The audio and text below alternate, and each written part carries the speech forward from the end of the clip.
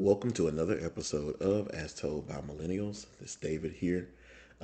We appreciate you guys so much for the support you've shown our podcast over this first season. As we get ready to enter our season one finale, I want to remind you guys to be who God has called you to be.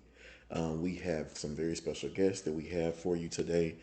Malik J, musician and life coach, is here with us today, as well as John the Barber, a therapy advocate and barber. We appreciate you guys' support so much, and let's get started.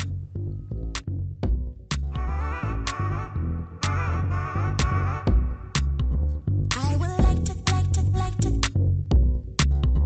I would like to. Oh, yeah. Let's house it up. Come on. And welcome back. This is our In Great Detail segment of the show. On this episode, we actually have a guest, our one of our first guests, Malik J.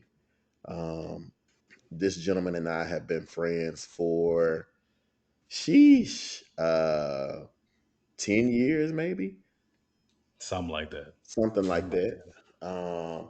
Gone through a lot of ups and downs together, but happy to have him on the episode, and I'm going to allow him to introduce himself and tell us a little bit about himself. yeah. Well, number one, thank y'all for sharing your platform with me. Again, my name is my name is Malik J. I'm an artist. I'm a philanthropist. I am a life coach, and I'm a child of God. Yeah, Come on, titles. yeah, You gotta have. yeah.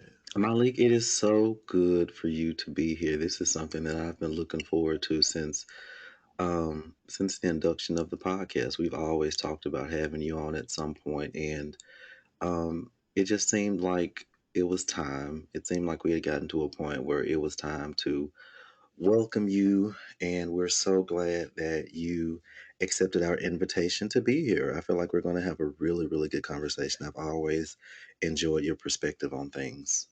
So, Malik,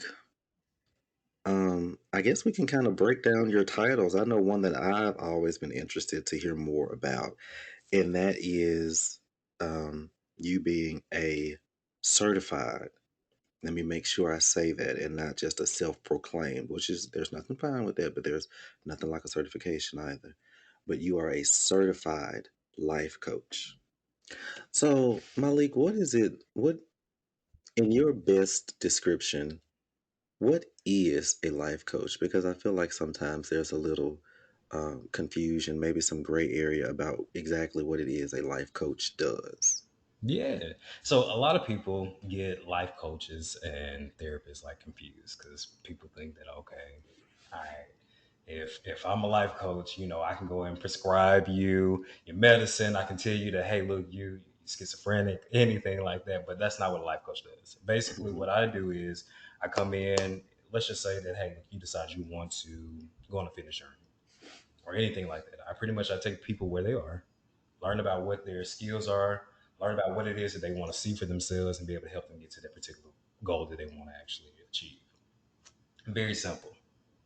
I'm sitting down, we're going through your belief systems, we're breaking down behaviors, we're going into all the nitty gritty. So I would say honestly and truthfully, if I can put it in perspective, I'm like a paid best friend. If you can ask, if you ask me, I'm gonna be that person that's gonna be there in the 3 a.m.s. I'm gonna call when you call and you say, "Hey, look, I got going through this. I got this going on. I need help. I need guidance." I'm pretty much there. And whatever it is that you're trying to truly get to, and there's a lot of times I have people who don't even know where they're trying to get to. I pretty much sit down with them and actually just ask literally life questions, intake questions. What is it that you want to see? Like what you want to do? What makes you happy? So I think, like I said, short answer. A life coach is pretty much just somebody who can actually help you get to the goals and the desired outcomes that you pretty much want to see in life. Anything in any area. But my niche, I specialize in personal coaching. So basically, I pretty much is exactly that. Um, like I get a lot of kids for some reason. I don't know where that comes from. God has somehow, some way, pretty much just led a lot of kids my direction. So I've been helping a lot of families like learn how to be able to deal with like certain behaviors and things like that. So I've been kind of pretty much playing more so like a mentorship role to some of the young men that I've been in their lives, and kind of like getting them on the right track. So That's great. I'm gonna stop because I feel like you've been asking me a question. No, no, no, no. That's great. I really love that explanation and that description of it, because I feel like a lot of times those of us with friends and those of us with a support system take it for granted that it's just it's common and it's just that everybody has that, but everybody really doesn't have that. Everybody doesn't have friends or a friend or a family or a support system. So I feel like it's wonderful that you are offering a service and an outlet to be that for some people who don't have it. And I also think it's great that um, that you're working heavily with the youth, Yeah, because this upcoming generation, they, in my opinion, they need a lot of guidance, and sometimes that guidance is just offering insight to behaviors that they may not be aware of, or just or listening, just whatever you need to do for that person, because it sounds like what you're describing is very personalized to very. the individual or to the family or to the group that you're working with. So I think that's wonderful. I love that. Yeah. And you know what? And honestly and truthfully, I'll say it's very interesting because a lot of times I end up get hired by the parents, but it's usually the parents who I really have to kind of coach. It's always the Mm. parents because what's going on with the kids is usually stemming from what's going on with the parents. Self-reflection is a hard thing for parents. Oh, absolutely. Self-awareness and self-reflection is a very, very hard thing for parents. And David and I were having this conversation today where sometimes it's hard for parents to see or admit that they are the problem, and the choices that they've made and the mistakes that they've made have such an influence on the children that they're bringing up and that they're rearing. And that's not an easy conversation to have. That's not a realization to come to, that it's my fault that my child being this way, or whatever struggles that my child is going through is my fault, or maybe not totally my fault, but I'm definitely playing a part in You're it. the foundation. So They don't get that part. It's like right, right. you're the foundation.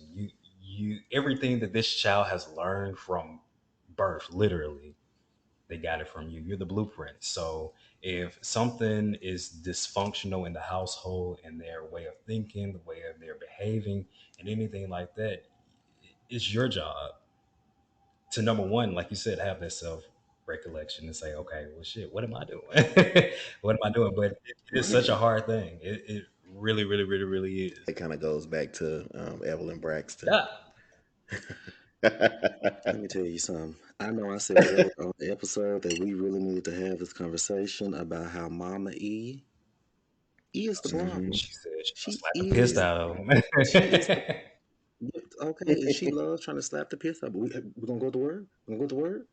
And it's just it's hard for, I feel like it's hard for people, and especially parents, to turn inward to look for the problem, because they always, we always look for the problem outside of ourselves, but sometimes the problem is in us, and sometimes the problem Hmm. is us, Yeah, especially in the or black them, community. not us, but them.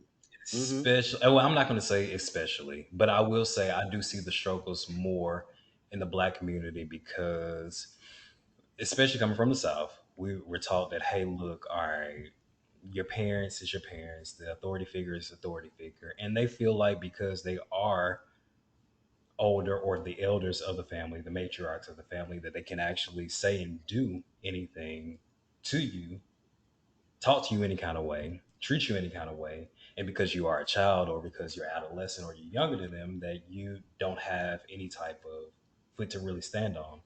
And it's like, okay, I understand that. Hey, look, that's at a certain point in time, maybe some of those things probably served us when we were back way, way, way, way back when as a people.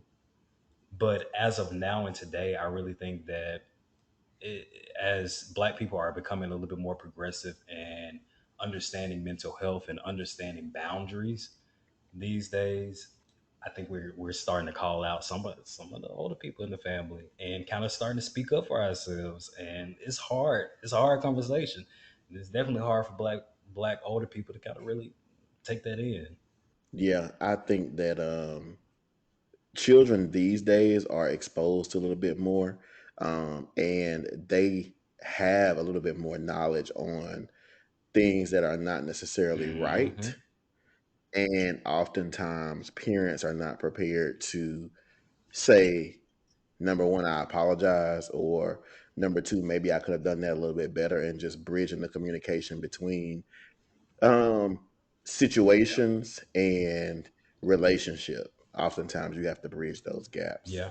And I'll say, even these kids, that's one thing I do adore about these kids in this generation. They're fearless. They don't mind exposing their parents, grandparents, anybody. They don't. They don't. They My do. kids, most people know I'm an educator, so my kids, when they come to school, when they're having a bad day, the first thing I ask them is, what happened, and they can go from talking about what their parents did last night to who was at the house when they woke up this morning they wasn't supposed to be at the house. And it's so much stuff that kids hear, see, and know that they shouldn't hear, see, and know. Things that I definitely was not exposed Yeah. to as a kid. They're exposed to it, and so they see those things, and you can't, both sides got to be equal. So as the parent, if you know that you're exposing your child to this, you kind of got to stand on your two legs and be like, okay, let me explain this, or let me come up with a way to, bridge this communication between myself and this child. So Yeah. I agree. I agree. Totally. Follow up question. What is, as far as being a life coach, what is the most rewarding thing Oh, that you get from this? so the most rewarding thing is, so number one, I feel like when it comes down, and to answer your question, I got to go back. So, I chose. I don't feel like I necessarily chose to be a life coach. I feel like it chose me. The game chose me. I feel like it just fell in my lap naturally. So being able to kind of like really, really, really, really see people reach their full potential, being able to really like operate in the world and really like get to their desired goals have really like given me joy. Um, and as the scripture that talks about those who refresh people, refreshes others are refreshed. And I always kind of live by That's right. and that's really like my scripture. Anytime I think about it or anytime I start on or take on a new client, that's I always go back to that. And so to answer your question, the joyous moment for me is like when I am working with somebody and we have been trying to figure something out. Like if they don't know, I get a lot of clients who don't really know what they do in their life. They don't know what the fuck going on in their life. They don't know what it is they want to see. They don't know what makes them happy.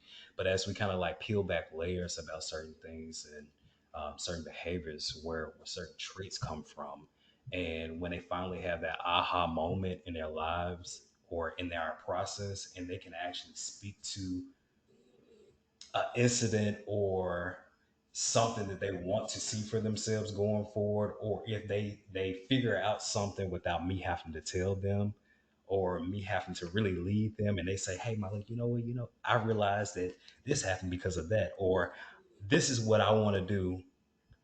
Those are the things that really kind of bring me joy. Or let's just say that, hey, look, we decided, okay, we're going to do this for 5 weeks, and we make it through those 5 weeks, and they got the desired outcome. Those are the moments that really, really, really, really, truly make me happy. I feel like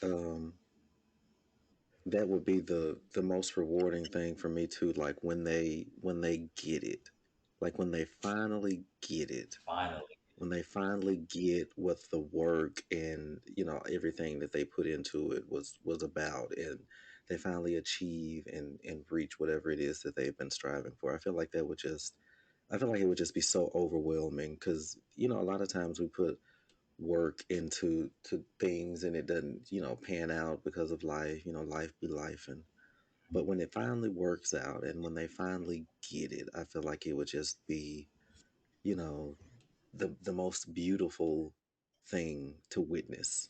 Absolutely, absolutely. Yeah. So I have a question.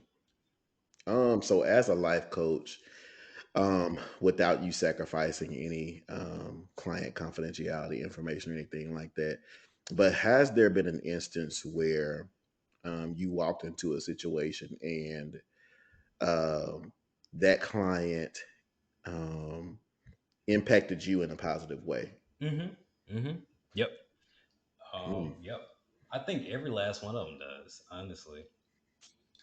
Just as much as it's a process for them, it's a process for me. I'm still in a process always, you know. So, mhm, um, anything, anytime anybody is really being vulnerable to me and kind of peeling back those layers and being able to kind of share their inner details of their lives, some of the experiences they've had, and things like that, it always impacts me.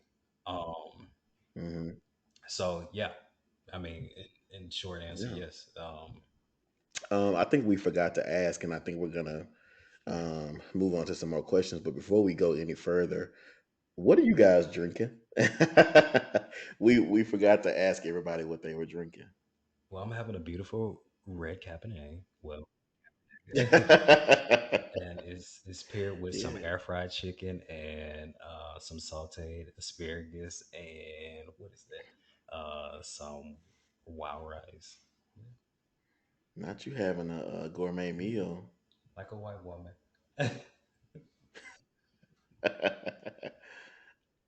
I'm actually having a Cabernet as well.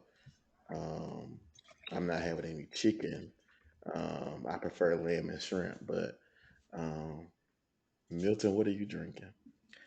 I am drinking Crown Royal.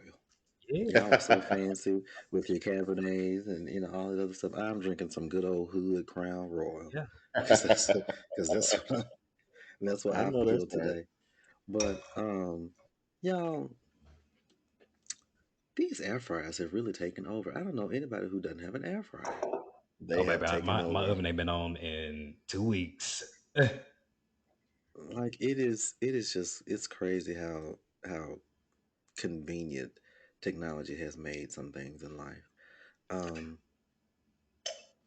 but yeah, I'm glad to hear that. So let me ask you, just for my own curiosity, is there ever a time where you come across a potential client and you just don't feel like it would be the best fit, or you don't feel like there's anything that you all can benefit from each other?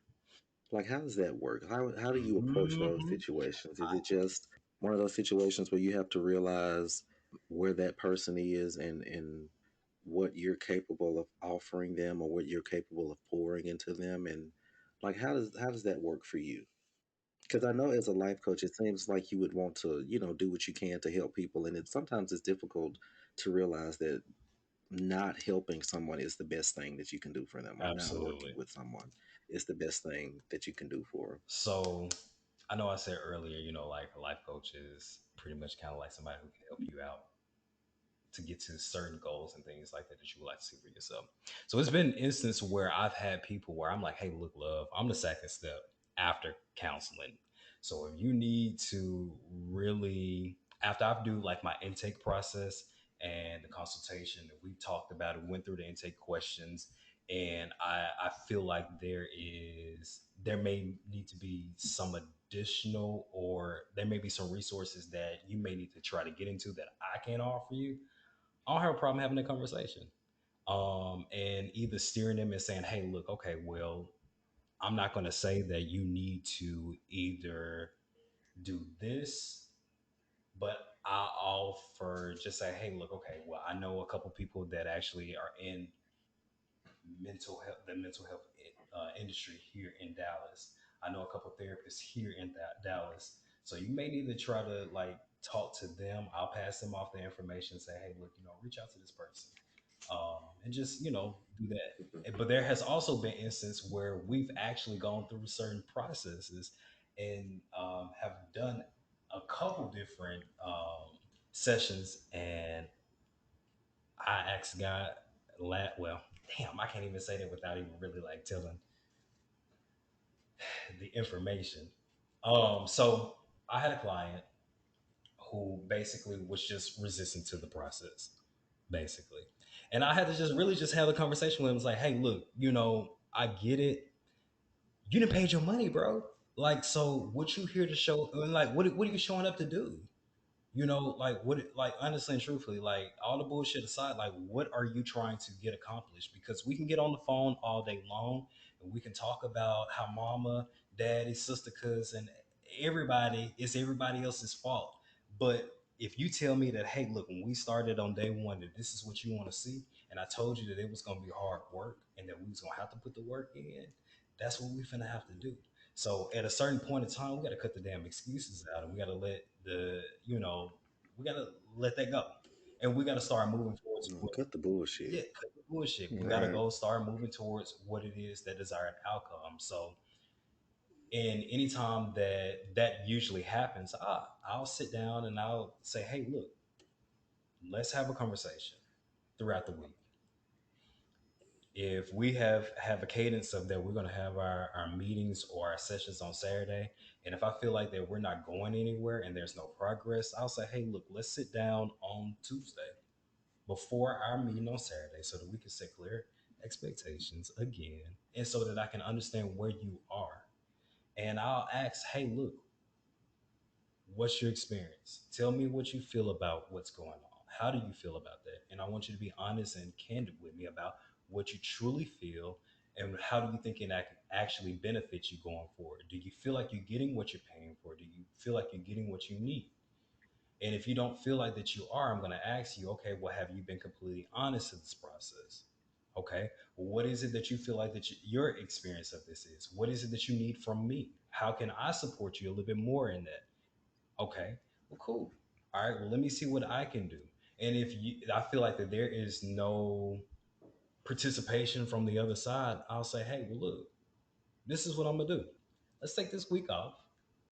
I need you to have a little bit of, recollection. And if you feel like that you need to, because at any time you can stop this.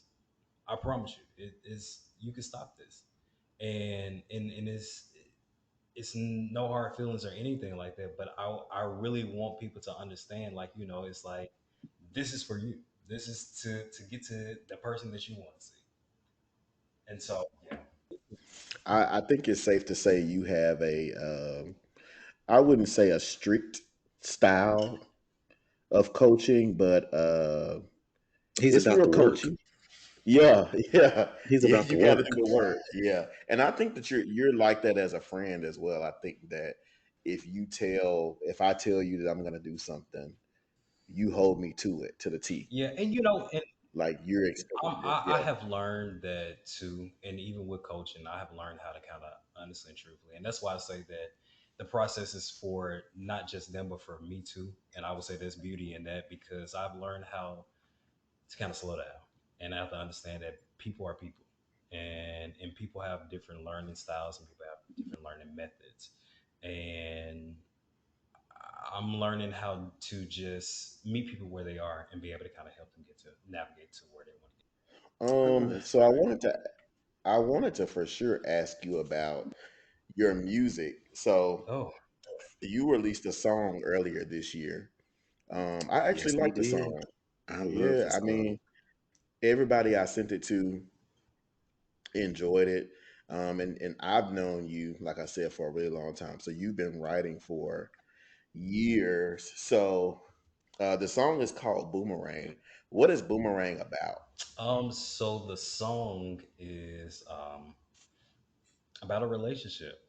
It's about the Okay. moment that you left the relationship. You realize that, dang, you really missed them, and you just hope that the universe itself, at some point in time, that y'all paths can actually cross again, and that if the paths does cross again, that second time that you'll get it right.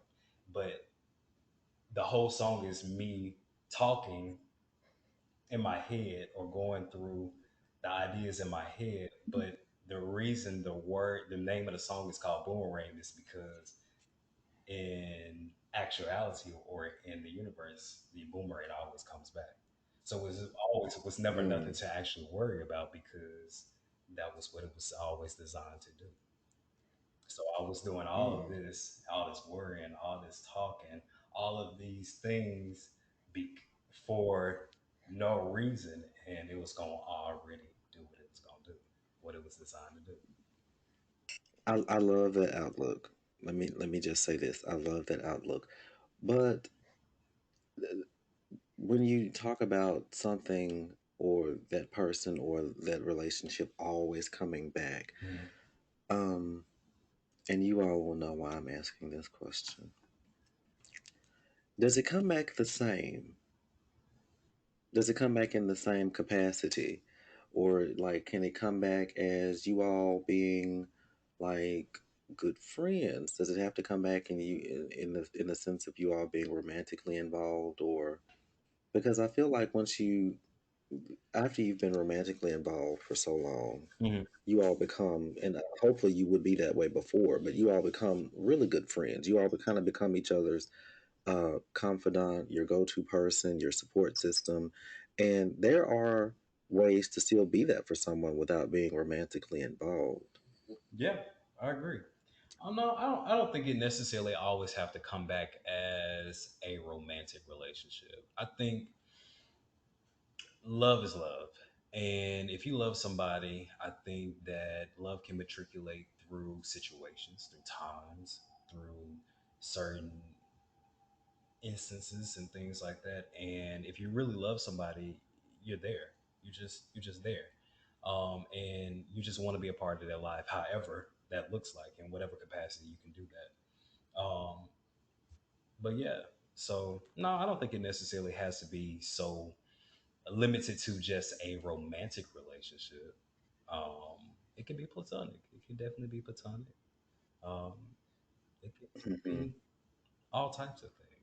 Love is love. Love doesn't necessarily have, I ain't gonna say a definition, but love just flows, and Yeah, it can fit whatever mold it needs to be for whatever situation those. yeah. It's not as confined as we'd like to make it sometimes. Love shows up in many different ways and many different forms and shapes, and it just is what it is. When you love somebody, you just, like you said, you just want to be there for them. You want to be in their life and in whatever capacity that you can.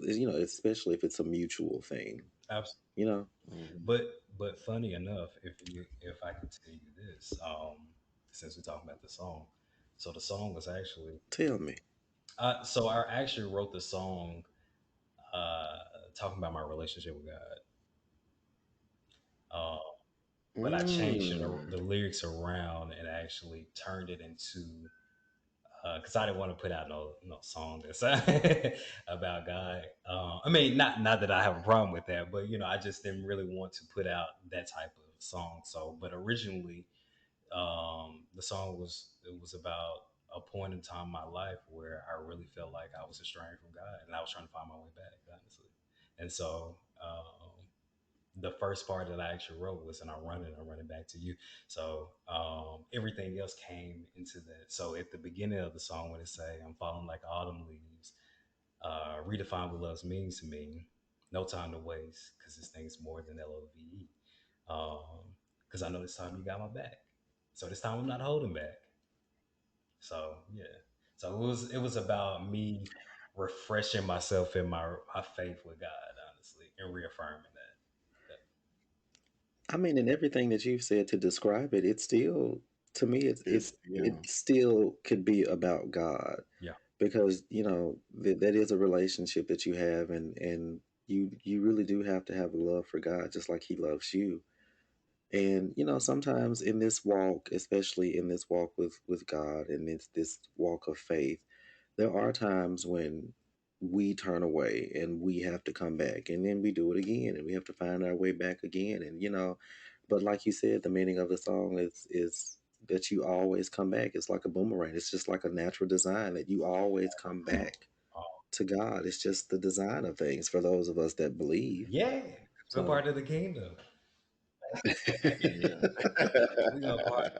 That's actually a very interesting. Um, it's not a twist, but that's interesting to know. I didn't know that, Mm-hmm. but um, yeah, I mean, I guess people do it all the time. I think back on "He Is" by Brandy, Mm-hmm. and Warren He Campbell is. wrote that song to Hmm. originally be Or a gospel Love by Music Soul Child. Love was about love. God. Yeah, Mm, It was about absolutely. God. absolutely. Yeah, Yeah. that's crazy. That's really dope, though. That's Come super on. dope. Mm, Malik is so multifaceted. I love it. I love it. absolutely. I do. So Marlik, before we close out, is there anything that you want the people to know about you? Is there anything that you want people to know and or anything like that? Where to find you, where they can um, reach out and for your services should they need them. Do you are you specifically just offering services in the Dallas area or Yeah. Yeah, as of right now, yeah. Yep, yep, yep, yep. I think during the pandemic I did a lot of virtual services. So I'm really actually looking to really immerse in like just in person services. So yeah. But yeah, people can find me at underscore not just playing. My everything is the same. It's Miley J at Twitter, MYLEKEJAY, and then also Instagram, MYLEKEJAY, and then on Facebook, if you want to reach me out on Facebook, it's MYLEKEJARONE at Facebook too. But yeah, so yeah, people can reach out to me if they have any questions or concerns. If they feel like that anything that I said that was impactful, or that they feel like they want to reach out for any services, consultations, or anything like that, or if they have anything that they actually want to give me, any feedback or anything like that, I'm open to it all. So yeah, yeah, yes. cool. Again, from David and Denzel and I, we really want to offer our gratitude and our appreciation for you taking the time We can't to pay sit and chat with us for a little you. while. We just want to give you Huh? a token of our appreciation. Right, right. A little love offering. You know? As Twinkie Clark would say, you got an envelope? Okay, nah. Okay, you got an envelope. You want you Yeah, get slide me look, slide me the envelope now. Slide me the envelope. yes, preach. But yeah, we thank you so much for being here. I know for me this was a really dope conversation, and it was one that had been looking to have for quite some time. Um, Yeah, we could sit here and talk for hours and hours and hours. We really could, but for the sake of time and the episode, I feel like the conversation we had was really good. I'm glad that we got to talk about um, what you do and the passion that you have behind it, and I feel like it's really dope. I hope you keep going, and I know you're going to reach the masses. I'm not worried about that, but yeah. I'm happy and proud Thank you. um, of what you do. I hope you keep going. Appreciate Um, it. before we head on, yeah, no problem. Before we head on out, is there anything either of you would like to say? No, Malik, thanks for coming. Thanks for being here. We appreciate your cooperation, but also just we appreciate you bringing yourself and being a part of our vision, something that we've worked so hard to do. And as we're ending the end of, or coming to the end of this season, it's really good to have people who can just mesh, people who can fall into place and make it happen. So we Yeah, appreciate you. no problem. You know. I was having this conversation with my cousin earlier today, and we were talking about one of the things that we miss dearly about like growing up when we did, and it was just a sense of community. Like we really don't have like that sense of community within our culture Hmm. like we used to. But anyway, Malik, is there anything else you'd like to say before we go? No, just again, I just want to thank y'all for sharing your platform with me. Giving me the opportunity to really kind of show myself, showcase my personalities, my skills, my talents. So I definitely appreciate just highlighting me this episode and allowing me to be a part of the vision itself. So yeah, so big ups to you all. I appreciate. I love the show. And so I do appreciate just being able to just kind of add to that in the smallest scratch this episode. So yeah, kind of be a part of this culture y'all have created. Of course, this has really been our pleasure. Now you mentioned all of the other outlets that you're found on, but you didn't mention SoundCloud. Is Malik J on SoundCloud Yeah, too? you can it's Smiley J on SoundCloud, Apple Music, Tidal, Android Music, any streaming Yeah. platform you can go and actually you can download Boomerang on all streaming platforms. You know, so yeah, and be on the lookout for future Yes. projects as well. So Yes, future projects. I can't wait to hear. Um, but yeah, I think we'll end it right there. This was a really good episode. I'm glad it went the way that it did. But this has been another episode of As Told by Millennials. Make sure you guys follow us on Twitter, Instagram, and TikTok at As Told by Millennials. Email us any feedback, thoughts, questions, topics, anything you'd like for us to discuss, or anything you just want to share at As Told by Millennials at gmail.com. Um, Thank you guys for listening. This has been the first part of our season finale. So make sure you tune in to catch the second part. And um, yeah, I'm going to head on out. Peace. yeah. Peace. All right, guys, we really hope that you enjoyed that episode with Malik J and are ready to keep the conversation going with our next special guest for this season finale episode of As Told by Millennials. We hope you enjoy.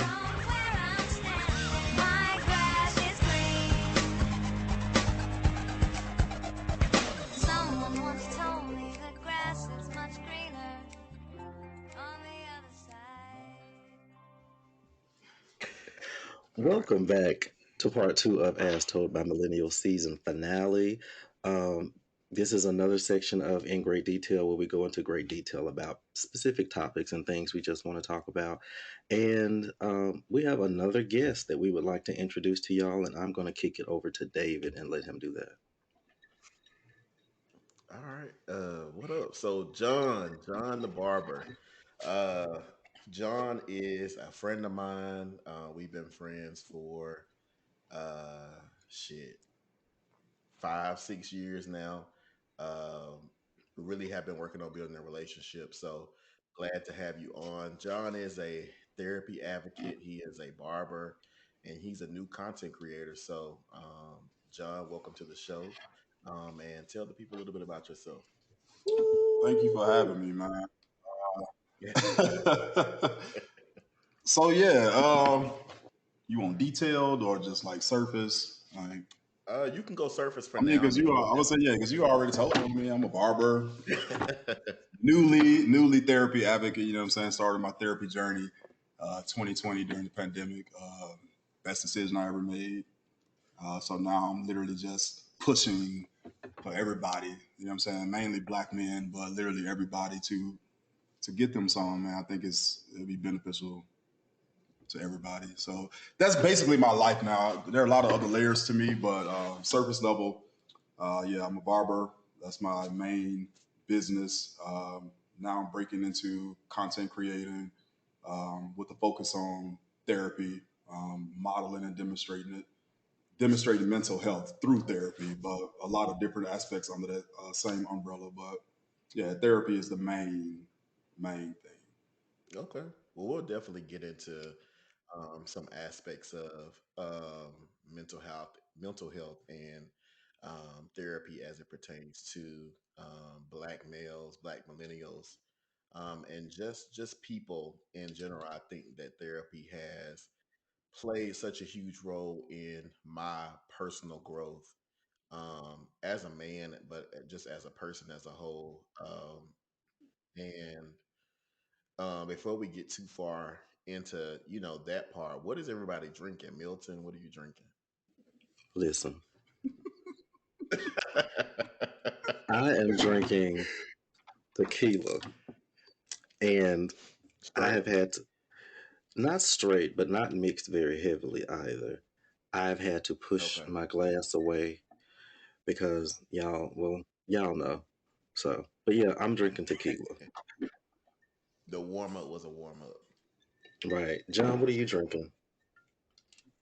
Uh, Tequila as well. Reposado. I'm new to the Reposado game. You know what I'm saying? I used to always be the Blanco, but it's cool. I mix a little pineapple and grenadine with it. Real nasty. Don't do it. It's not good, but it's all I have. So, making it do. It's the tequila sunrise for me. Right. Is that what's in the tequila sunrise? That's what it's called. Yeah, yeah.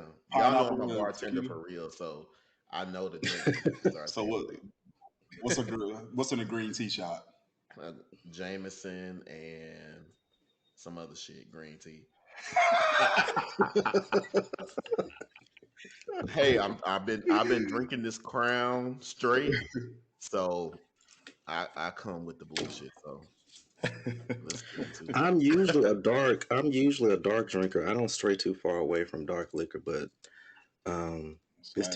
this tequila has been sitting in my refrigerator for months now. So I said I might as well do something with it. Now, even from the little bit John has told me, I got like 20 questions I want to ask. So, Jesus, Yeah, come on. do you want me to kind of start off, or do you want to go, or how do we want to play this? Because you can start off. you I'll know John. I piggyback. don't really know John, so I have a lot of questions that I want to ask. Yeah, Yeah, I Milton, mean, come with the we questions. we got people that don't know John listening to this podcast right now. So let's let the people know. I mean, like I said, John is new into content creation, so I think that it's good for him to be on this show and allow people to know a little bit more about him. He's not gonna tell y'all all his business. I'm telling you that now. Hmm. So if you Well, came hold here, on. he's not gonna tell y'all all his business. But John is cool, so I'm excited to see where this goes. Me too. John is very cool. He is. I tell David all the time. John is a friend in my head because I hear so much about him through David. And while you were outside picking up your Uber Eats order, John and I were having a conversation about a little incident that happened on Twitter, and I called you, and I was so mad. I was so mad. I was like, they're not gonna be fucking with my friend like this. I don't like, I was like, I was, so, I was so mad. Like I was real upset because um, I really am into building community, and when I see kindred spirits, I kind of gravitate towards Yeah, them. So yeah. Nobody has a tougher crowd than John's followers. His followers are with the shits 24/7. And we talk about it all That's the time, like how that's crazy his crazy. followers I'd be so Listen, mad. I I don't like. love it. I ain't for that bullshit. are. Listen, me either, man. But the saving thing, like the saving grace, is that it's social media. You know what I'm saying? Because a lot of times people they don't really know who they're dealing with because all you know is what you know what I'm saying. You present on social media, but I'm not gonna present all of the negative stuff. I'm not gonna present all of the I like to fight. I'm not gonna present. You know what I'm saying? I will Right. kill you. You know what I'm saying? Like I'm not. You're not gonna see that. So you gonna, Yeah. of course, you're gonna talk behind social media. So I'm just like, And Yeah. nobody gonna ever approach me. It hadn't happened yet. Nobody People ever people walked are up to me real and said, mouthy behind their keyboards and their "Oh yeah, profiles and stuff oh like yeah." that. Hmm. Um, Damn, I can't say that. I can't say I'll kill you on podcast, right? sure you can.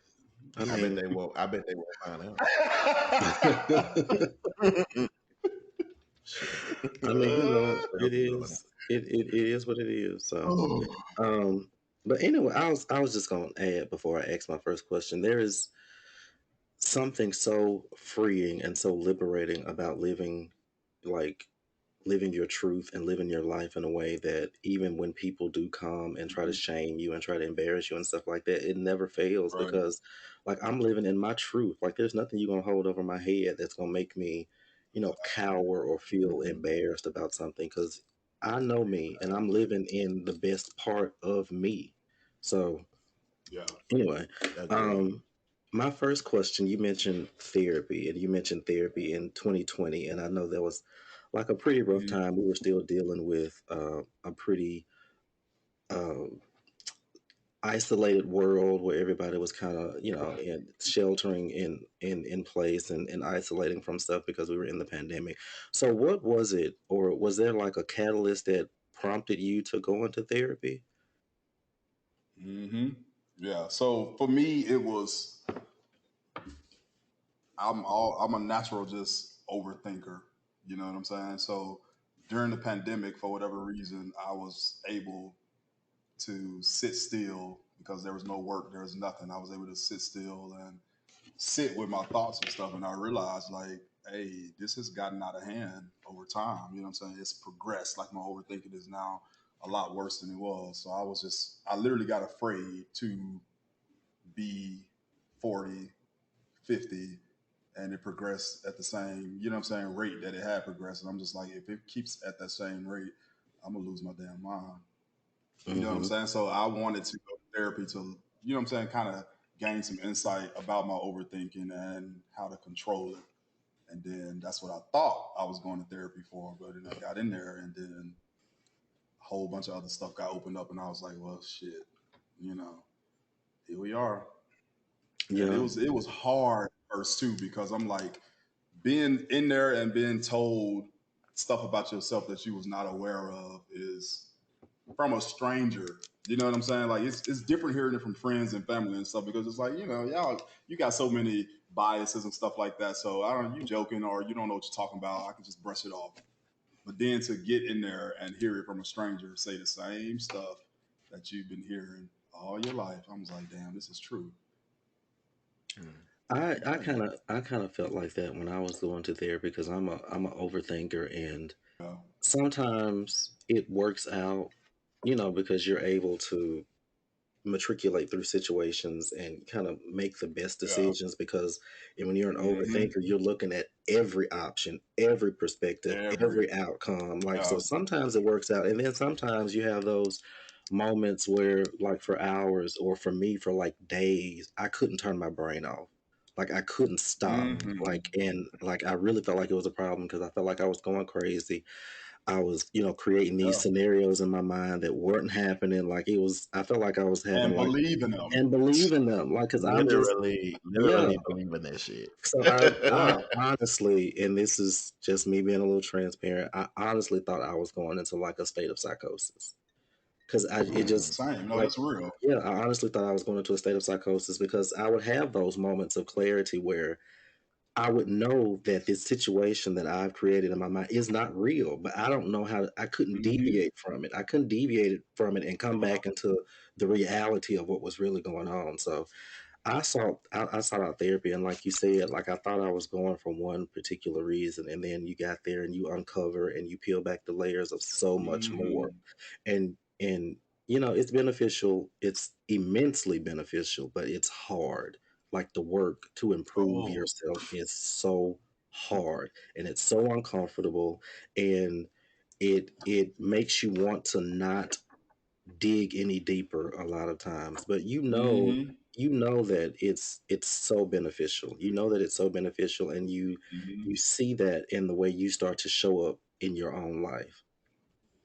Hmm. Mm-hmm. Man, that takes, I'm telling you, it really takes courage to sit across from your therapist, whether you on the couch or video, Zoom, whatever, to sit across from there and to hear that stuff and to make a decision to say, you know what, I'm oppressed. You know what I'm saying? I'm gonna keep going Hmm. because I could have walked out that first day. She started like Hmm. because I went through three different therapists. The first two women, like they were cool, but you know they can only like certain relationships in life. Like everybody's not meant to.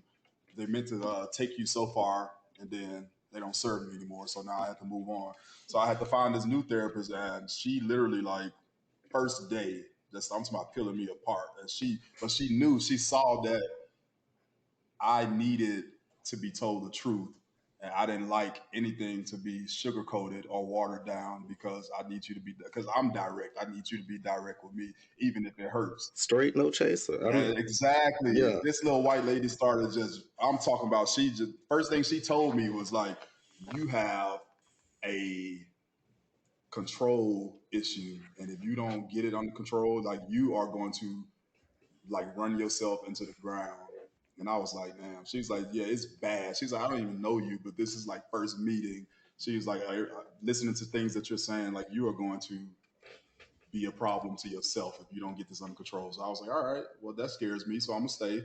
You know what I'm saying? Like, I'm gonna. over time, I just started peeling back all of the layers and stuff, and I'm just like, okay, it hurts. You know what I'm saying? Like you said, it's uncomfortable. Um, I'm sitting across from her because every time, every week I go, I don't know what's going to be revealed, but you still make a decision to say I'm gonna show up anyway because you know what I'm saying. You committed to just Yeah. being a better version of yourself. Hmm. Yeah. It's funny hearing you guys talk about that, and there have been all of my life I've dealt with anxiety, depression, things like that. Never really talked about it to anybody, but I remember specifically a time maybe back in 2016 where I was dealing with some things, just dealing with a lack of control, dealing with thoughts that I couldn't really understand or couldn't figure out how I Hmm. could use my wit and use my smartness to kind of deal with some things that I had going on. And I remember being in a space, a very vulnerable space, to where I called out of work for about a week, Hmm. stayed in my bed for about a week, disconnected myself from friends, disconnected myself from family, and just not knowing how to or didn't have the tools to maneuver through what I was experiencing. And shout out to my friends. Some of you know, some of you don't know, but just people literally having to pull up on me and come in my house and be like, "Hey, get up! What's going on? What's the issues? What's what?" And just not even knowing how to explain it. And those of you who have had anxiety or dealt with some type of depression, you know that sometimes those things stem from the smallest of things that you can't really understand or can't really explain. Hmm. But I owe it to therapy for who I am now. Just Oh yeah. giving me tools and preparing me for understanding that, nigga, you cannot deal with everything. And number one, this person was a spiritual person as well. So Hmm. Yeah. they gave me not only day to day things to use to help myself, but also gave me scripture to look to, or Hmm. gave me ways to talk to God or what to say to God to help me maneuver through. Just like I said, basic day to day stuff that could cause who knows what. Yeah, that's why I tell people like you can't figure it out on your own. You need different perspective and stuff because Absolutely. you know, like me and Milton and everything, like we knew we had overthinking and everything like that, but we Hmm. didn't know where it stemmed from. You know what I'm Right. saying? And there's no way for you to know until you start having these conversations with your therapists, the professionals who are trained to listen and Hmm. to pick things up in your conversation and to be unbiased and to help you maneuver and backtrack to see what the source, because if you don't Hmm. find the source, you can't directly, you know what I'm saying, attack this thing. So yeah, we know we have overthinking, we know we have control, we know we have whatever the issue is, but how do you get to the source of it? Hmm. You can't get to the source unless you have help, and that's what the therapist is there for. And a lot of times, the source is something you would have never in a million years even remembered by Mm-hmm. yourself. Mm-hmm. Hmm. Like, because Absolutely. I remember sitting there talking to her and we just having conversations and then things would just start. And I know it was her, but I also know it was God using her because things would just start just popping up in my head. And I was just like, damn, Yes. I Hmm. forgot this even happened. And I was like, how in the world could something that have happened when I was a little boy be seeded and embedded in me and stick and hide to where I wouldn't even notice it and just be with me all of my life and Hmm. Right. just snowball and fester and get bigger and grow and cause all of these things, these mannerisms, these behaviors to Literally make me having its who way I with you. am. Yeah. That's crazy. Yeah. Yeah. I Yeah. mean, we Hmm. That's crazy. we subconsciously internalize so much.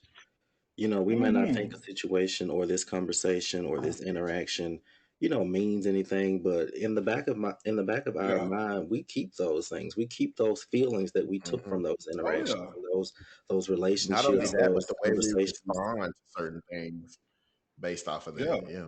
Yeah. Mhm. So I'm gonna say this because I feel, you know what I'm saying, I feel led to, and it's a little, but I didn't know I didn't know that I didn't know the reason like that I started to hide who I was as a person. I didn't know when it started for me to just start like, okay, covering stuff up, controlling and lying. But when I say lying, I wasn't just telling lies to people, but I was withholding the full truth because I wanted to control how people viewed me and seen me, Mm-hmm.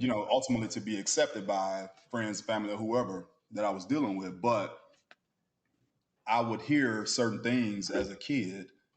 And one of the things that caused me to start like hiding stuff about myself was when my uncle I remember he said to my mom, like he used to say it all the time. I didn't even know what he meant, bro. I was a little kid. He was just like, oh, that boy gonna be a punk or he gonna be a faggot and all of that right there because he always hanging around these girls. So if you don't know, I'm the baby boy and I'm closest to all of my sisters. All of my brothers are older than me. So there was like an age gap. So by the time I was growing up, they were out of the house. So I was in the house with my sisters. So that's all I knew. You know what I'm saying? So Mm-hmm. he was just like, yeah, he gonna be a faggot and all this. I didn't know what none of that meant, but I knew it wasn't good because of the way my mom came to my defense. She would Mm-hmm. start yelling at him like, "Don't talk to my son like that. Don't call him that. He'll never be that. He gonna be a man and he gonna be a good man. He gonna make somebody's husband." And I'm just like, well, I don't know what a faggot is. I don't know what a punk and all of that, but I know it's not good. So, Mm-hmm. and I Yeah. know I was a very logical kid, so I equated it. I'm just like, I know it has something to do with girls and things like that. So over time, I kind of picked up on it. So I started just hiding stuff about myself. I'm just like, okay, I don't want to play with my sisters. I really did want to play with my sisters. You know what I'm saying? Like, Mm-hmm. I don't want to do anything that's going to be any type of way equated to a woman or, you know what I'm saying? And over time, I kind of gained knowledge of what all of this stuff meant. And I just kept suppressing stuff about myself. I just kept trying to control the narrative of how people viewed me. And I didn't really know what was happening. And then boom, now you're hiding everything. Now you are a liar. It's Mm-hmm. natural. You're not even trying to do it. You know what I'm saying? But you are not even living for yourself because every day, everything you do, every action you take, every decision that you make, it's all based off of seeking approval of everybody else around you and not what you really want to do. You know what I'm saying? So it's just like, Yeah. okay, And I feel Listen, like, there was no way for me to feel that until I figured it out until I got to therapy and uncovered that. yeah, I that feel shit like hit home. Yeah. that as someone who has also gone through something very similar about, family members, especially male figures in the family, because I was raised by a single mom, so male figures in the family always having comments to say about the way my mother was raising me, which is so Yeah. interesting because now they say that they wish they had raised their own children like me. But I guess I Exactly. got the last laugh on that part. That's usually how it turns out. But yeah, I feel But like they don't that crack us up. those conversations and those comments and stuff happen a lot in our community, and they Mm-hmm. usually kind of mold and shape young boys into being these hyper masculine, toxic, Mm-hmm. individuals who don't know how to express themselves because they weren't allowed to express Yep. themselves. And it really just it doesn't allow them to evolve into the person that they can be. And it Yeah. crushes Mm-hmm. it Because all the crushes only dream Yeah. it crushes dreams, it crushes aspirations, it stifles oh my God. it stifles personal development.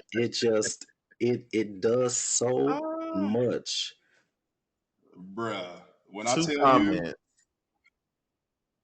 I have a comment about that. So number one, ooh wee. uh, you, I originally wanted to say, imagine growing up feeling like you were the only one, but I realized I'm not the only one sitting on this panel You Mm-hmm. who never had to are. deal with You that. never are. You never are. You never are. But we stay quiet about so many things as we're growing Mm-hmm. up.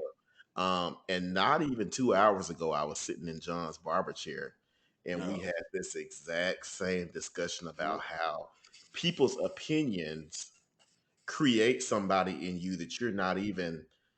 You Yep. don't even understand how somebody's opinion can change you, and you live your life thinking, "Oh, well, I can't do this or I can't do that," Yeah. because somebody had an opinion about you that wasn't even true, but Yeah. you believed it. You believed Uh-huh. it because you thought that, okay, well, I don't want people to say this about me, or I don't want Mm-hmm. people to say that about me. And I look back on my life and I say, well, damn, like even though I turned out pretty damn good, I can only imagine who I would be If I right never dimmed my now own light. had I never dimmed my own light. Yep.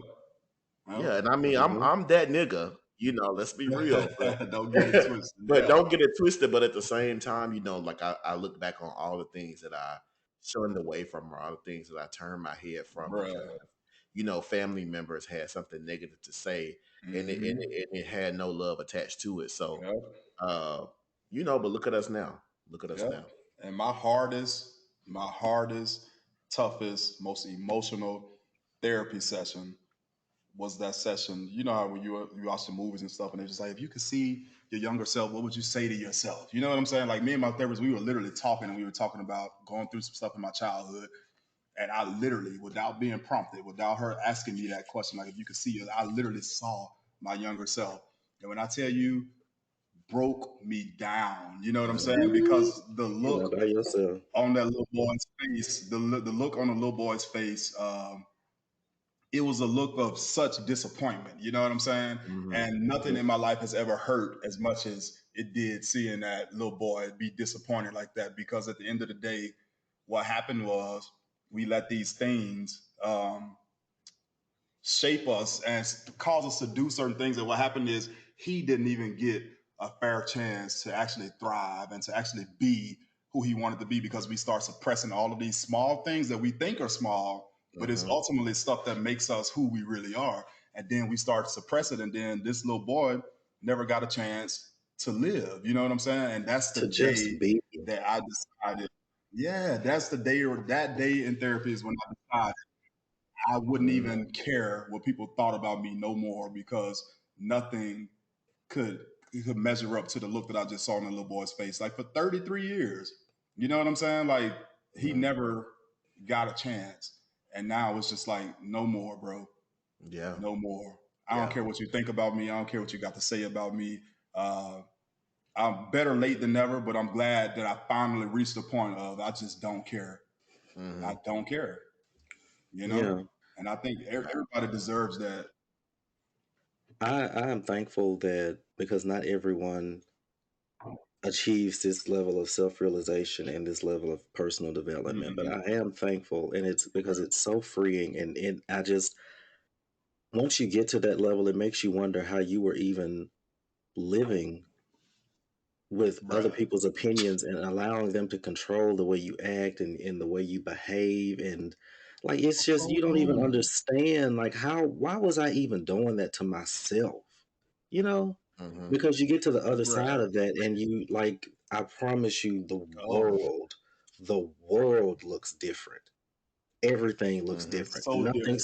Didn't even Nothing think it seems was possible. right. Didn't even think it was possible to see the beauty of the world and to see the beauty of Yeah. myself And you can't go and back. see You like, I yeah, and experienced you this, can't bitch. I can never go back to yeah. the other side. No. I'm not going back. Fuck y'all. Fuck all y'all. Yeah. I'm not going Yeah. back. Who I am. I'm not going back. Fuck all y'all. Your grandma too. And but when I look at who I am today, I'm like, wow, like thank God for thank God for allowing me to come to the realization because Hmm. I'm not even gonna lie, like I could give a tribute to the people who did not make it to Hmm. this point Hmm. to be able to be comfortable with themselves and be Yep. able to say that, I love God. You don't love God? You What's Hmm. wrong know, with you? like Yeah. to get what's wrong with you? Like to get to that point, I'm not even gonna lie, I'm super emotional. Oh yeah. Because you can't take that for granted because people literally take that to the grave. You know what I'm saying? That's Yep. also another thing that drove me to therapy because I'm just like, Yeah. I don't want to die. You know what I'm saying? Not have like I Yeah. don't want to get to 50, 60, 70 and be just like, damn, I never Yeah. really got a chance to live my life. Yeah. Yeah. You know what I'm saying? Like I'm glad we reached that point when we have life left, but people Yeah. don't. It's And you like realize shit. that in the people who were making these comments and stuff about you, you realize that they're doing that because they never got to where you are. They They never never either, got, and they then Hmm. never when either, you look at their lives, oof. yeah, they never had the Mhm. opportunity or the resources or the space to That's just crazy. grow and develop and just be who they wanted to be. So when they see you coming along Yep. being Hmm. who you want to be, and not being with strained by opinions and the weight of what is expected of you, they don't want to see that because they never Hmm. got to do that themselves. So Yep. Yeah. they don't know how to process it, and so na- as a natural reaction, when humans don't know how to process something, they condemn it. Hmm. Mm-hmm. Yeah, but let's be real. Like this goes for so many things. This goes for personality, sexuality, career Mm-hmm. goals. This goes for everything. Yeah. There are so many things that people walk away from or shun away from just because of somebody else's opinion or how they feel like somebody else may feel about it. So it's a Yeah. pretty broad subject. Let me ask y'all this real quick. Hmm. Yeah. Hmm. Because we talk about a whole bunch of gay stuff, and it's but no, like seriously, like Well, work, like was Okay. religion a big part of the reason, another reason why you also suppressed it, and you know what I'm saying, like because for me, I believed everything that was taught to me. You know what I'm saying? I grew up apostolic and everything like that. So, you know what I'm saying? Homosexuality, being gay, that was a for sure ticket to hell. It was abomination against God. And if you act on it, you know what I'm saying? So literally, you know what I'm saying? Here we are at the altar call every Wednesday, Bible study, Sunday service, whatever, crying our eyes out because I'm like, well, if this is going to send me to hell, I don't even want it. You know what I'm saying? Like I didn't even ask for this. So take it away. You know what I'm saying? They see me crying at the altar, but they don't know what I'm crying about because I'll never Hmm. just speak out on it. But I'm just like, God, I don't want this. You know what I'm saying? And not once did he ever say he would take it away. You know what I'm saying? Like he spoke hmm in everything else you asked for, but not once Hmm. did he ever say he would take that away from me. You know what I'm saying? I didn't even act on it for so long. I was a virgin until I was 21 years old. You know what I'm Well, saying? oh, I'm sorry. first of all, stay out of our questions. First of all, Not stay out of my questions like nigga, you the guest. You don't get on here all asking us right, questions, stay nigga. out of our questions. But My bad, my bad. Let me no, stay out it, of No, the way. no, no, no. no lie. I love the vibe because that was literally where we were going with the Yeah. next question. So I And appreciate let me say, the I vibe. will say this because on this episode, some people know, some people have don't know. They don't, whatever. Yeah. Um, we have never officially come out on this episode, but I feel like Oh, now is a wonderful Yeah. time to do so. We wow. are Perfect timing. now, all three of the hosts here today are three gay black men. So, I don't know why I thought you um, said all three of us are hoes. I was about to say, wait, well, I what? can only, in that aspect, I can only speak for me. So, Yeah. Yeah, Yeah. nah, I can only speak those for days me are in that gone. It aspect. is. It is what it is. It's the truth though. And don't ask me nothing about my Um. business. Don't ask me nothing. Yeah. Listen, Don't ask me okay. nothing. We made it 31 years without you asking me my business. So hey. But I mean, Leah, let's get into it. So like, I purposely wanted to talk about how you being who you are, Hmm. and this doesn't go for just you, John, but Milton as well. But how have we become who we are growing up in the church, growing up in saved Hmm. households? We all grew up under saved pastors and ministers in the church. Right. How has that? I'm not even gonna go negative, but how has that benefited you today? Like, how has that benefited the person that you have become? Number one, having a relationship with Christ, Hmm. uh, and that's not very popular in the lifestyle to have a Right. Right. relationship with Christ because a lot of people often shun away from church. Hmm. They shun away from the love of God due to their sexuality Right. or Right. their specific feelings. Of course, in our culture, depending on what type of sexuality you are, some of those sexualities are accepted, Hmm. depending on what you look like or what gender you may be, and Hmm. some of those Talk are about not. it. So, Right. just give me your perspective on that. Yeah.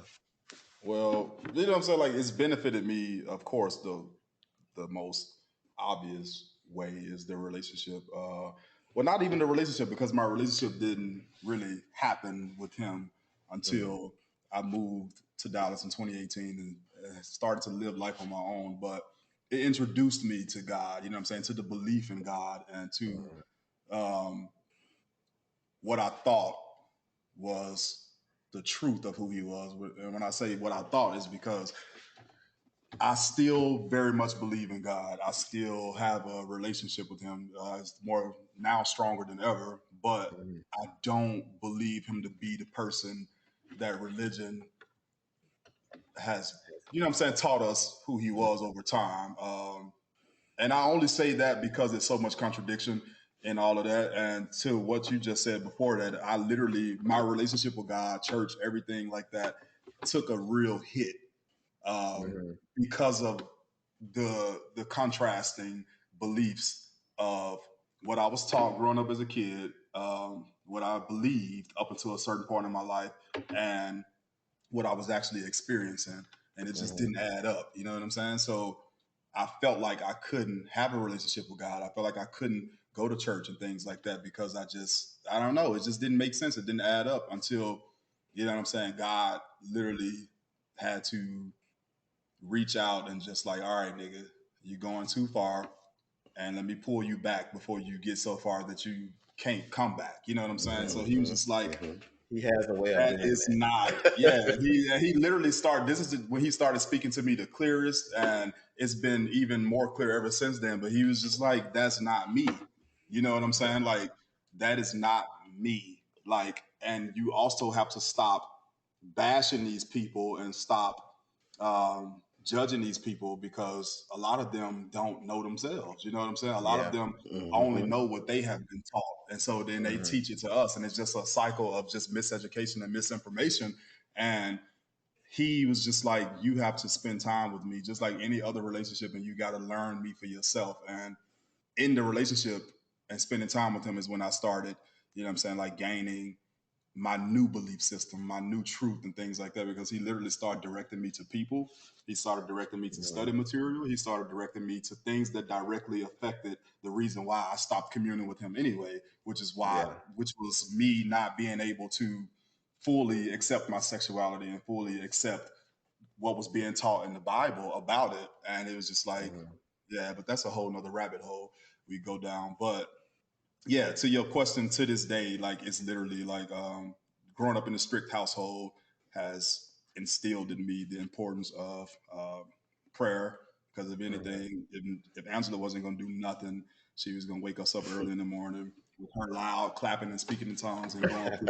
You know what I'm saying? Yes. Like Yes. she wasn't one of those people that just showed up to church and you know what I'm saying. She had the real relationship because she demonstrated it Mhm. at home. Like so, demonstrating the prayer life and the relationship with God. And so yeah, that's the basic of it. But like I said, Mhm. my relationship didn't really grow until I got on my own because I didn't have anything else to lean on. I didn't have anybody else to rely on. So yeah.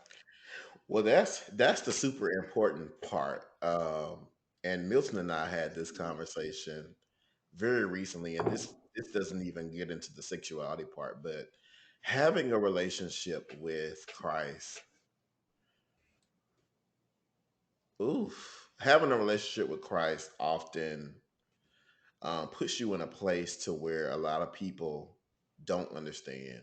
Mm-hmm. Having a spiritual relationship with God um, sometimes puts you in a space to where people kind of try to be trying to figure you out. And I Mm-hmm. think that after 31 years of living, I know that people have been trying to figure me out, and you can't figure me out because I can't really figure me out. And I think that who I am is directly correlated with the God that I know. And I remember vividly growing up trying to figure out, okay, now Lord, hey, why? Why am I dealing with this? Or why do I have Right. to, experience this? And I'm just like, well, anytime you want to just make me regular, I just want to be a regular person, I'm ready. Okay. And so I I remember just being on my knees praying one afternoon. It was a Sunday afternoon. And just praying for God to deliver me from certain things and Mm-hmm. deliver my mind just to a place of peace. And in those prayers, the Holy Spirit tapped me on the shoulder as if somebody else was in the room with me. and I'd have ran up out of there. almost ran up out of there. I'm like, who the hell up in here? And the Holy Spirit tapped me on the shoulder, and the Spirit said, "It's not about you." Mm. Hmm. And I remember saying, Listen. I remember opening my eyes, looking around the room, like, who's saying that? And the Spirit came to me again, and it said, "It's not about you." And from that day on, what I took from that was the life that I live is not my own. It's I not. did not Life I is did not not wake my up one own. morning and say I did not wake up and say this is who I want to be. I did not wake up and say I choose this, but Right. I do believe that the very same God that created me is the very same God who made me who I am. The Mm-hmm. good, the bad, and the ugly. And the test is to trust him. The Mm-hmm. test has been to live my life in front of others so Mm-hmm. that they may see God for who he is. Exactly. I've had people all my life trying to count my money. Mm-hmm. I've had people all my life trying to understand how I can do this or how I can do that. And I don't have an answer for any of it.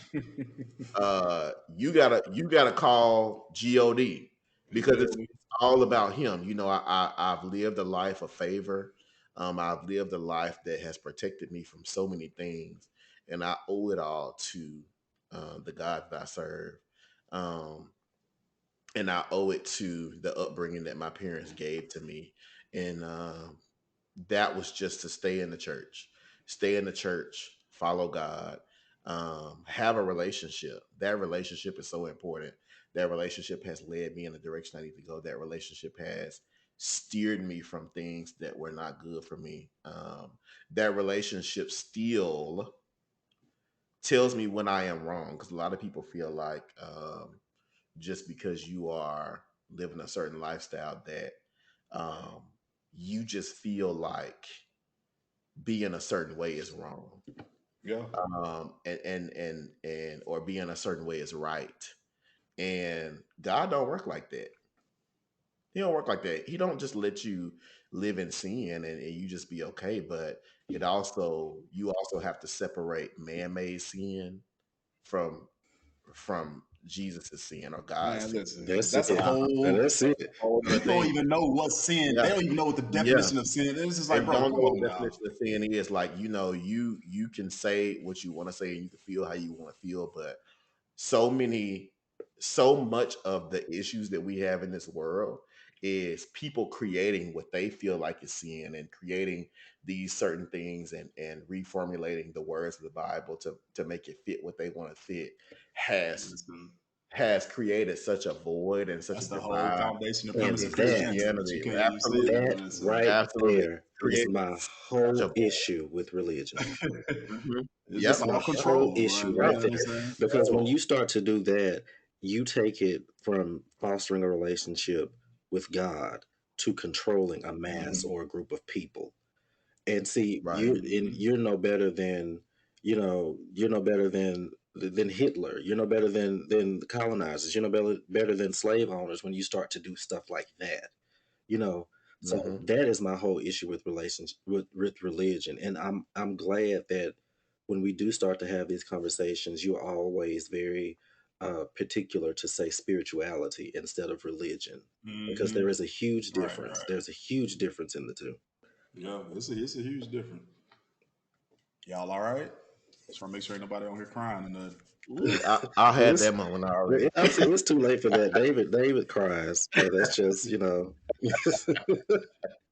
I cry so much recording these episodes. People don't even know, but like y'all, like I love God so much, and yeah. and I who I am, God is so responsible um, for the person I am, and I owe. I remember a time when I only owed how smart I was, and I only owed how uh, resourceful I was to me, and growth has taught me, and God has taught me that I owe everything that I am to Him, the good, the bad, and the ugly, because you cannot live life trying to escape right or wrong. Hmm. Hmm. You have to go through things. You have to experience things in order to get to where you want to be. And John and I talked about this today. I've asked God for so much. Hmm. And everybody knows I'm one of God's most spoiled children. I will ask God for anything, and I expect it. I expect it 100% to the T. Even if he had to make a few flips, I feel like, okay, hey, God, appreciate it. I owe it all to Him because I truly trust God. I Hmm. trust God with who I am wholeheartedly.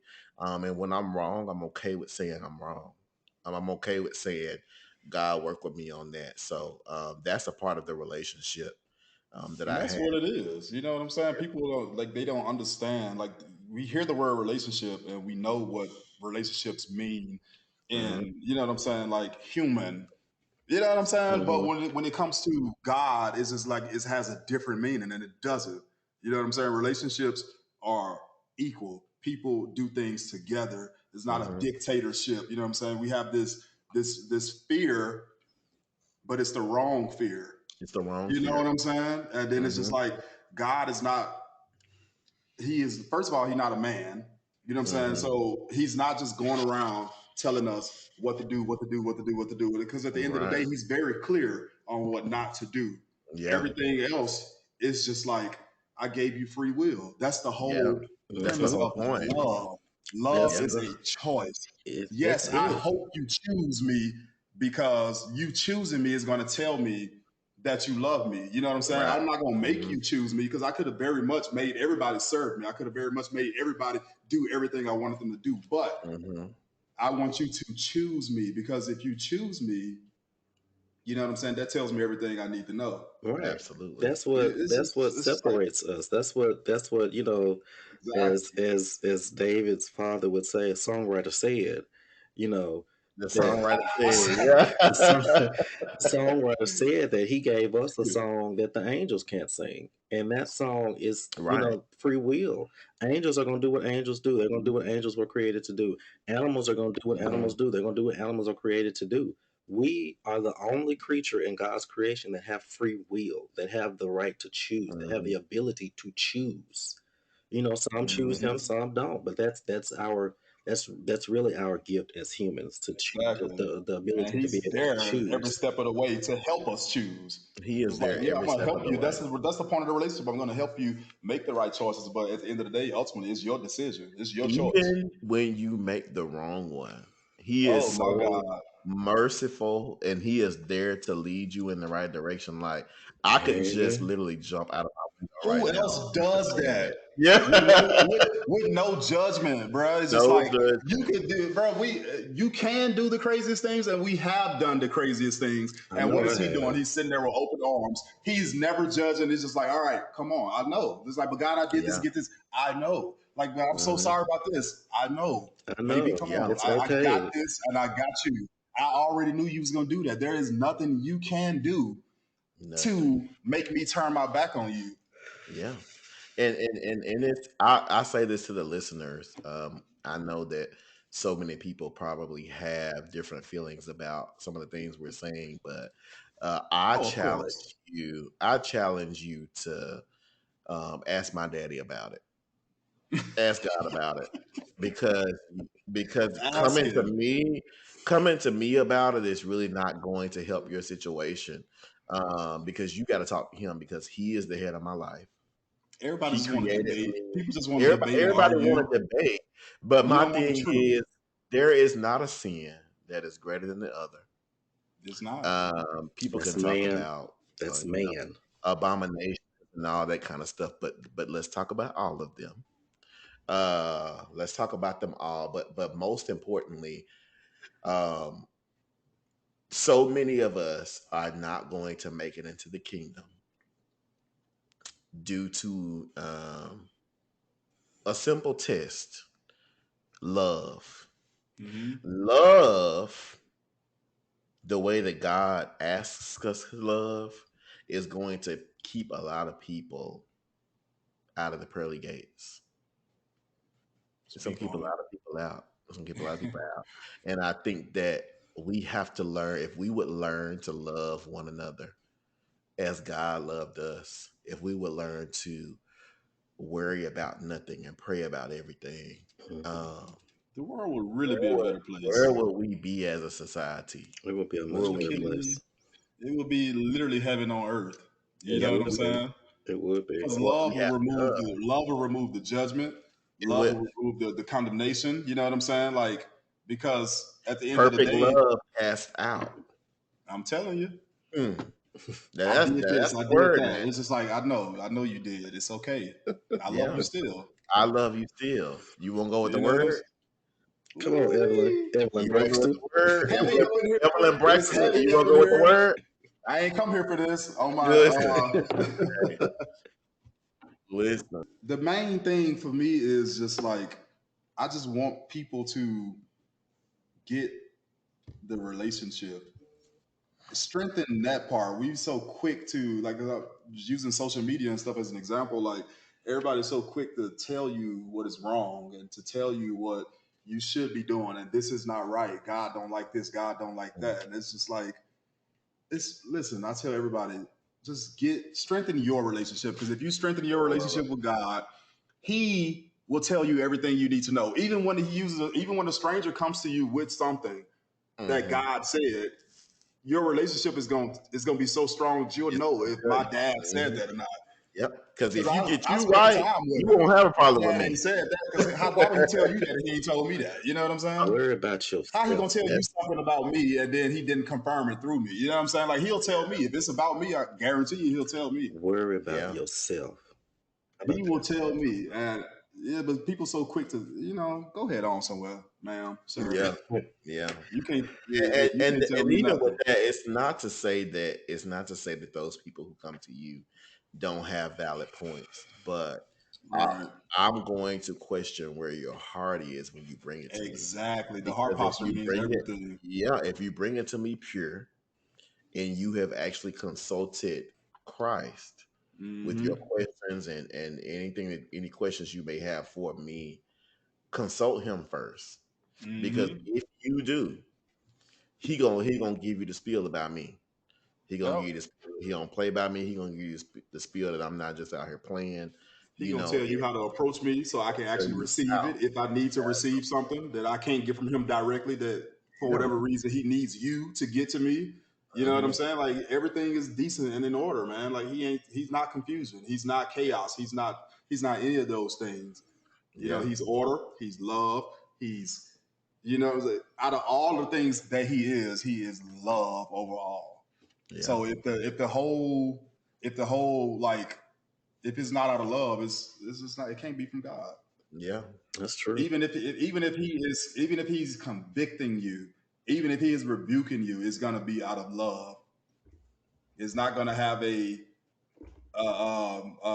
condemning and judging undertone. It's gonna be love.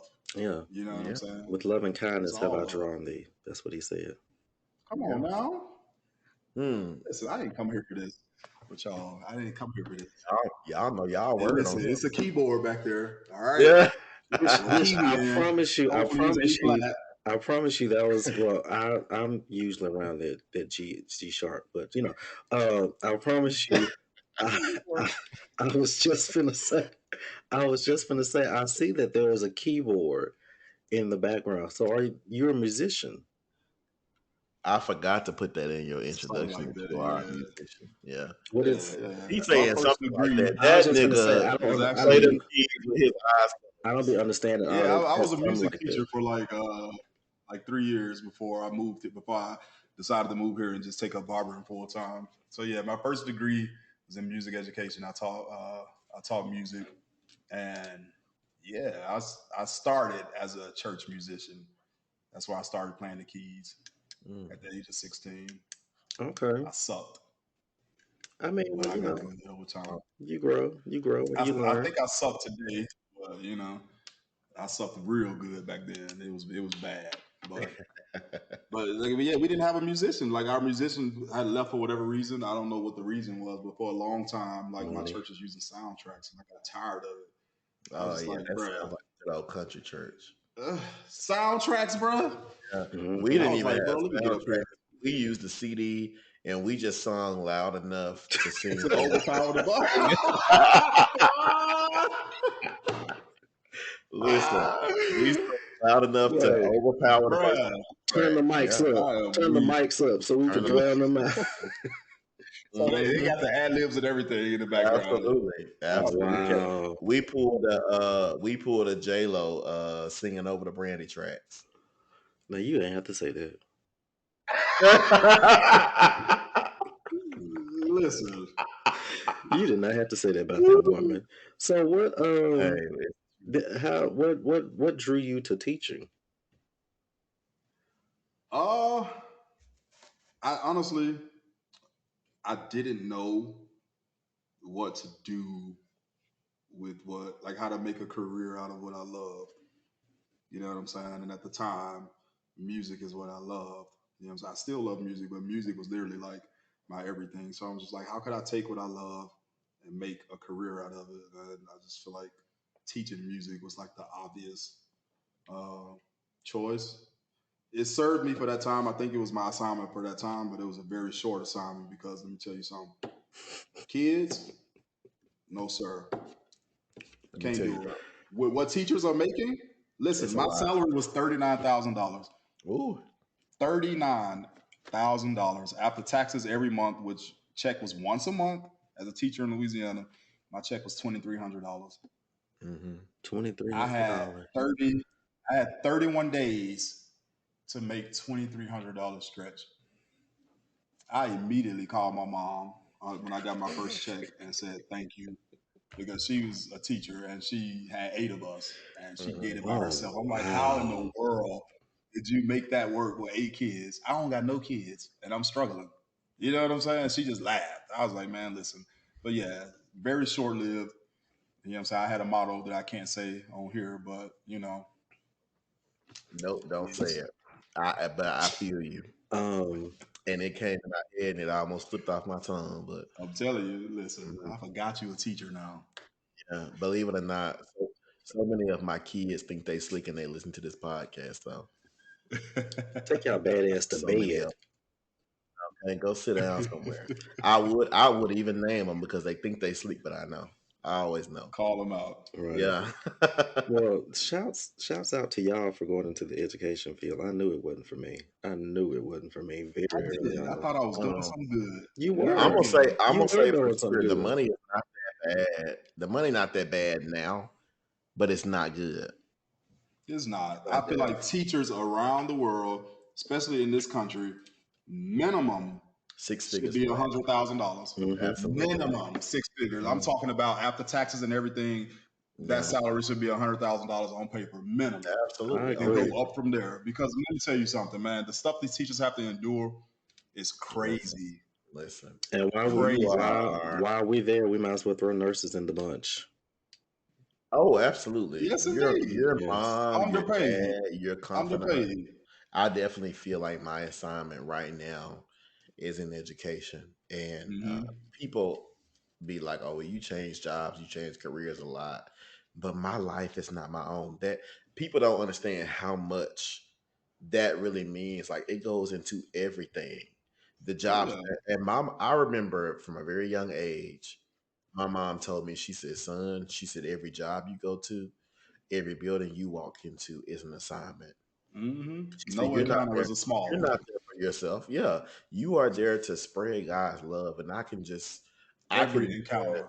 every encounter, like something you may not even think will come back up years later. You're like, damn, like that I did right there was to glorify God. Hmm. And Imagine if we walked around life thinking that, like every thinking encounter, that like let me just be a good representation of God. you have to know it. Even when you are not being a good representation, you still need to be cognizant enough to know, okay, well, I probably didn't handle that the best way, or I Hmm. probably could have done this a little bit better. But believe me, when you don't handle a situation properly, God's gonna get that same test right Oh back yeah. to you Oh yeah. until you do it Over right. He gonna get and right back over and Hmm. over over and and over over again. again. Yep. That's how you know you got something heavy on your life. And he just like, Absolutely. I'm trying to get you there because I need you. I Mhm. need you. You need me, but I need you. Like, you know I what I'm saying? know he To be Thank out to there you, do like this. Jesus. Hitler. You know what I'm saying? Like, I chose you Jesus, for a reason. Like, do you you're know that all every a part of like we understand God. all of this I'm so old, Milton.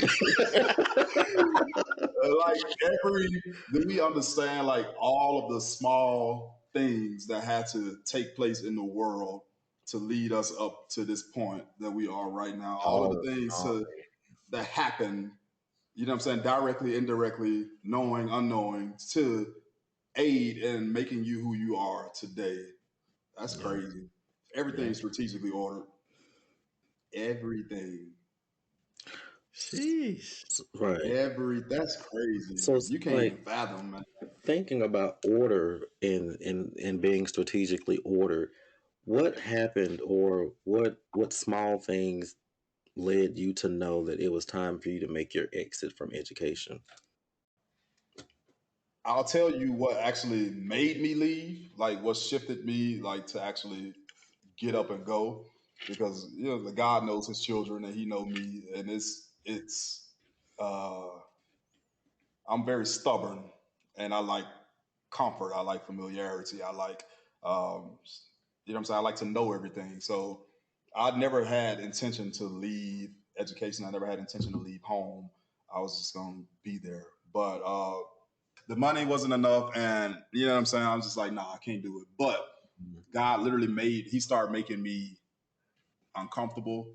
Like I started getting depressed at home. I started getting depressed teaching and stuff. I just couldn't shake the feeling. It don't matter what I did. I couldn't find any fulfillment. I couldn't find any enjoyment.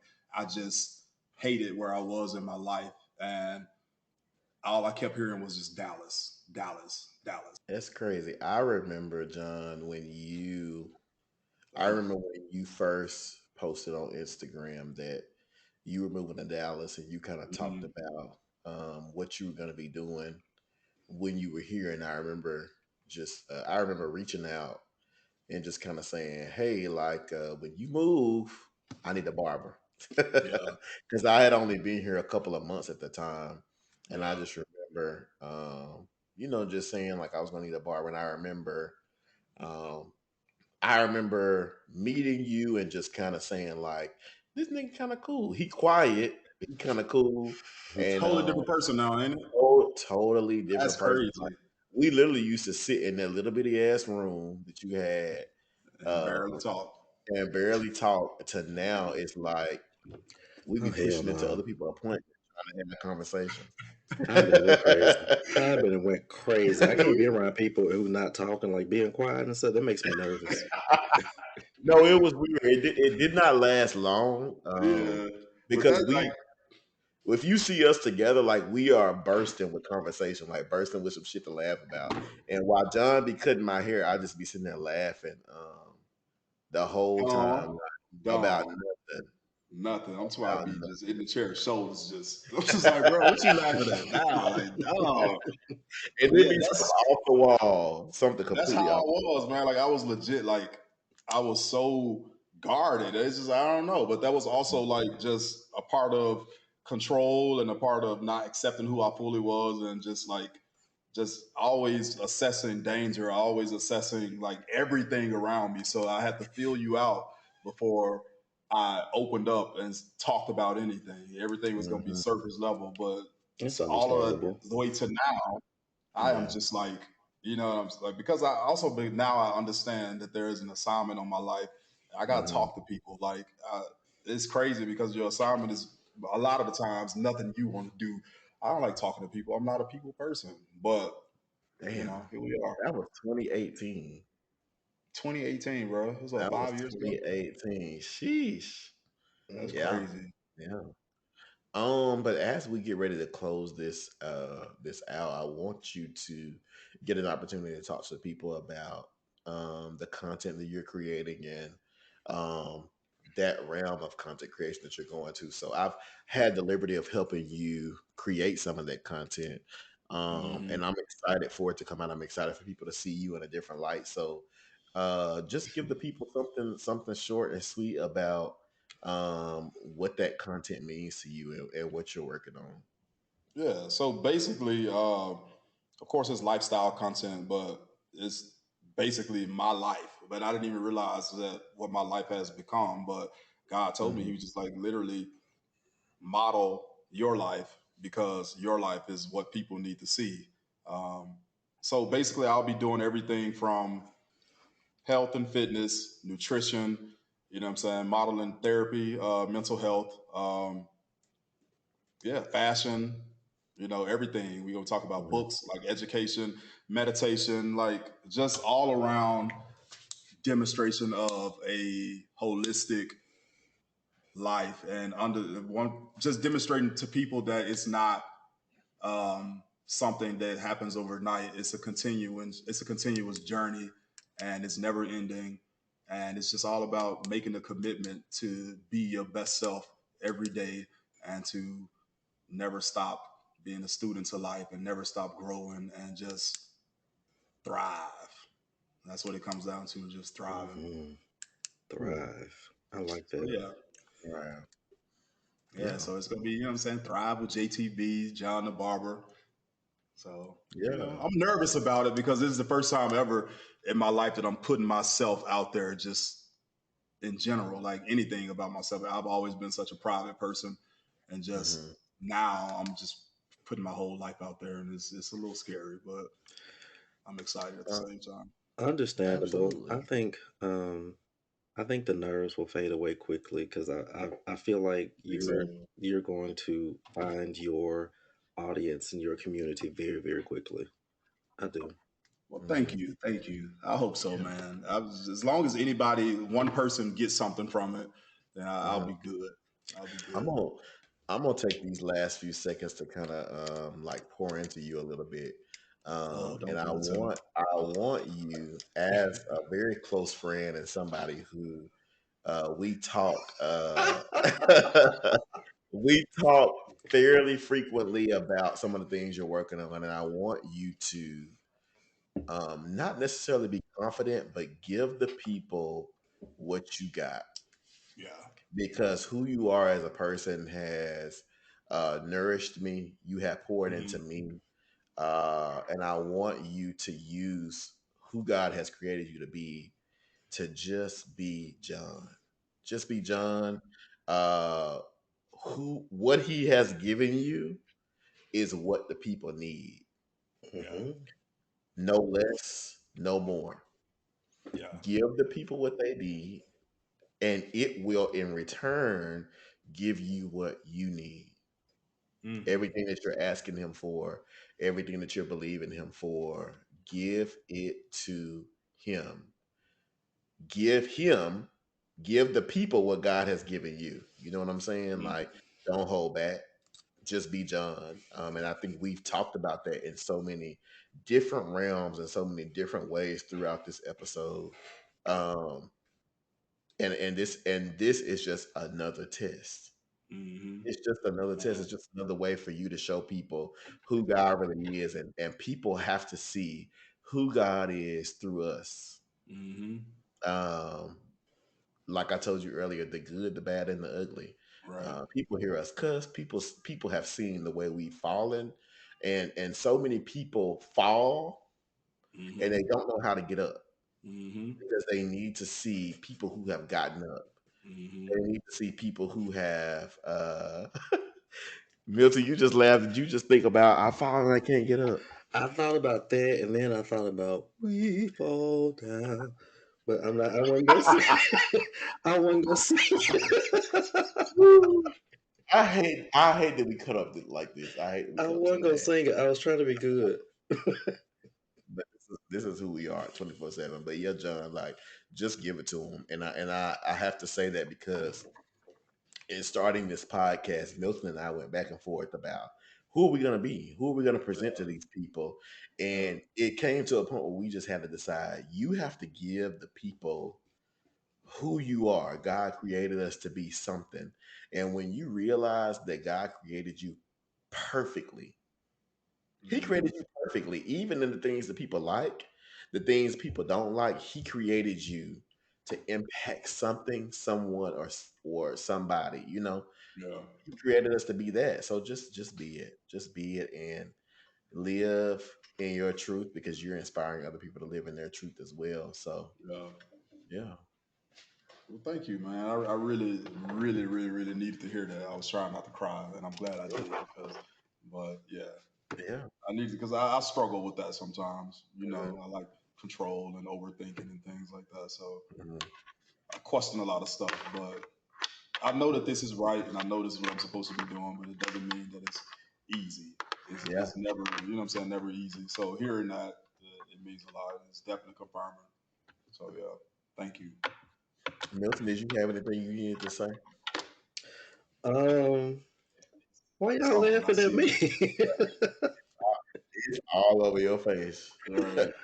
I am immensely pleased with this episode. I'm Mhm. glad that I finally got to I meet enjoy. you. I'm glad that I finally got to meet you, Right, John. right. But Yeah, we've I'm been Twitter just friends. yeah. So I be out here fighting for my friend. But anyway, uh,